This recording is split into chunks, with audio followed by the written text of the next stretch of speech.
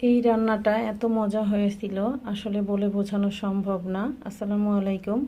তো আমি আজকে পালং শাক দিয়ে ট্যাংরা মাছ দিয়ে রান্না করব। শাকগুলো আমি ছাদে বুনেছিলাম।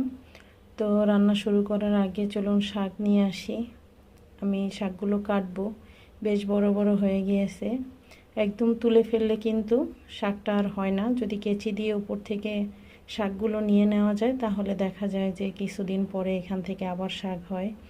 তো আমি এখন কেচি দিয়ে কেটে নিব। কেটে নেওয়ার পরে এই যে দেখিয়ে দিলাম আপনাদের।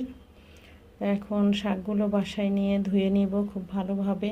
আর শাকটা এত নরম ছিল, আসলে ছাদে যে আমরা গাছ লাগাই এগুলোতে তেমন কোনো সার দেওয়া হয় না, শুধু চাল ডাল ধোয়া পানি দিয়েই এগুলো হয়। তো কড়াইয়ে তেল দিয়ে তাতে পেঁয়াজ কুচি কাঁচামরিচ ফালি দিয়েছি। আমি আজকে রান্নায় বাটা মশলার মধ্যে শুধু জিরা বাটা ব্যবহার করব, আদা রসুন দিব না। এখন এখানে হলুদ মরিচ ধনিয়ার গুঁড়া দিয়ে দিলাম 1 চা চামচ করে। গুঁড়া মশলাটা যাতে পুড়ে না যায় এর জন্য একটু পানি দিয়ে দিলাম। এখন এই মশলা একটু কষিয়ে নিব। কষানো হয়ে গেলে আগে থেকে ধুয়ে রাখা মাছ দিয়ে দিলাম।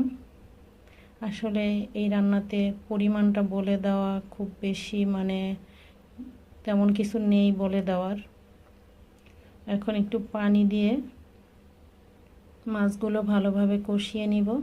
কষানো হয়ে গেলে আমি এখানে আর একটু পানি দিয়ে দিলাম, কারণ এরকম যখন ফুটবে তখন আমি মাছটা তুলে নিব। আর ঝোলের মধ্যে শাকগুলো দিয়ে দিলাম। আর পালং শাক নরম হতে বা রান্না হতে কিন্তু 10 থেকে 15 মিনিটের বেশি লাগে না। তো আমি মশলার সাথে শাকটা খুব ভালোভাবে মিলিয়ে নিয়ে যখন উপরে পানি উঠেছে তখন আমি এইখানে আগে থেকে তুলে রাখা মাছ দিয়ে দিলাম। মাছ দেওয়ার পরে আমি এখানে 8 থেকে 10 মিনিট জাল করব। জাল করে চুলার আঁচটা অফ করে দিব। এই পর্যায়ে অবশ্যই লবণটা দেখে নেবেন। তো মাছ দেওয়ার পরে এই যে দেখুন, খুব সাধারণ সহজ একটি রান্না, তবে রান্নাটা একবার করবেন যারা এইভাবে করেন তারা তো জানেন। ভীষণ মজা হয়েছিল। আশা করছি ভিডিও ভালো লেগেছে। ভালো লাগলে ভিডিওতে একটি লাইক দিবেন, পেজটিতে ফলো দিয়ে রাখবেন।